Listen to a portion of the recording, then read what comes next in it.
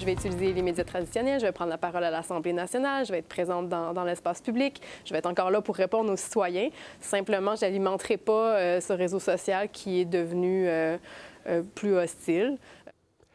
La semaine dernière, la députée de Québec solidaire, députée de Sherbrooke, Christine Labrie, annonçait sa décision de fermer complètement sa page Facebook. Une de ses publications en appui à un événement de la communauté LGBTQ avait généré une tonne de commentaires haineux. Et c'est une sortie qui a fait réfléchir de nombreux élus alors qu'on entame une campagne électorale municipale au Québec. La mairesse de Gatineau, qui sollicite un nouveau mandat, a partagé ce matin un long message avec certaines insultes qu'elle a reçues récemment. Elle est avec nous, Maude Marquis-Bissonnette, mairesse de Gatineau. Bonsoir. Bonsoir. On va voir tout de suite certains exemples que vous avez partagés ce matin. On vous a traité de tarte. Il y en a vraiment pour tous les goûts, là. C'est le temps de débarrasser des pommes pourries. Bye bye la rapace. On critique votre apparence. Mange un peu ou change de vêtements. La place des femmes, c'est dans la cuisine. Pourquoi vous avez décidé de faire cette sortie-là?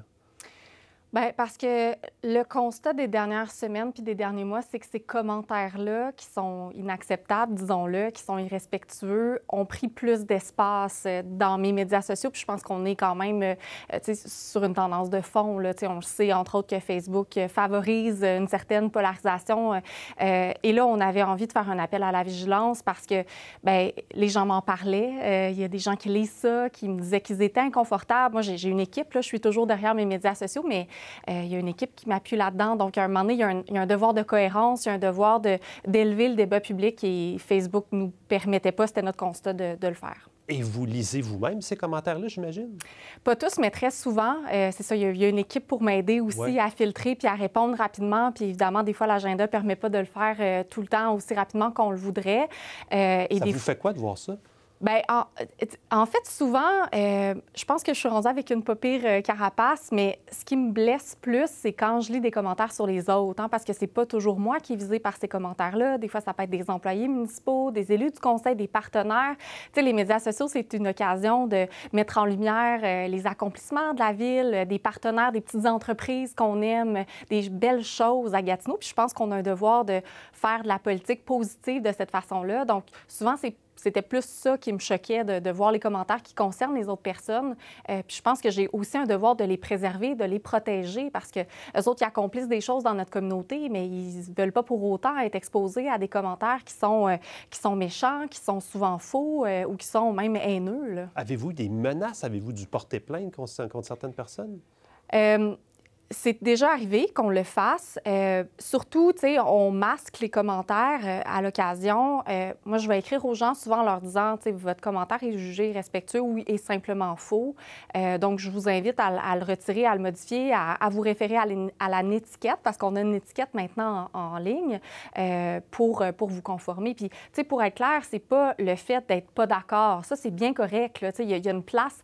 Les médias sociaux, c'est un bel espace de dialogue, là. Ça me permet d'être à l'écoute, d'entendre ce que les gens disent. Puis, tu sais, quand il y a 35 des gens qui votent à peu près au municipal, il faut les intéresser. Donc, il faut utiliser ces moyens-là aussi, puis entendre leurs préoccupations.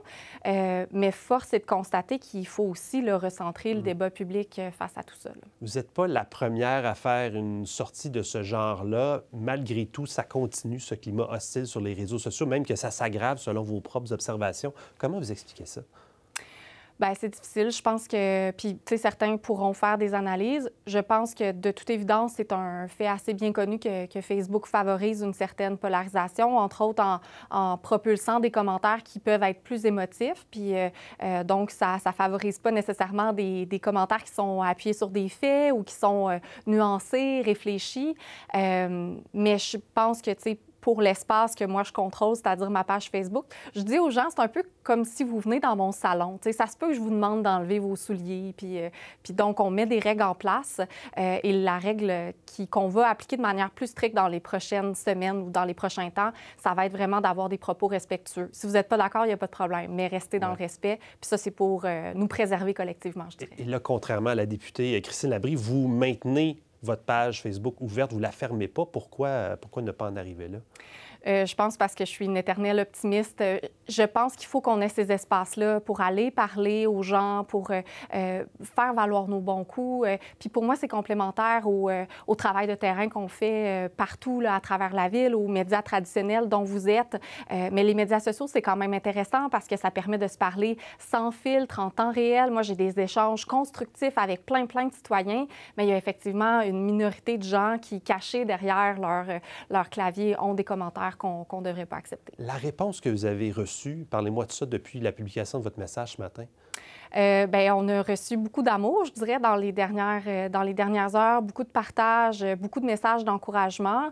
Et je pense que ça témoigne aussi du fait que les gens, quand on lit les commentaires qui sont irrespectueux, haineux, c'est pas représentatif de toute la diversité de points de vue, la diversité de gens qu'on a à Gatineau. Je pense qu'il y a plein de gens qui se censurent eux-mêmes de ne plus aller sur les médias sociaux ou de ne plus commenter sur les médias sociaux par crainte de recevoir de la bouette, là, comme j'aime bien l'appeler, donc de recevoir de s'embarquer dans des discussions qui des fois mènent nulle part.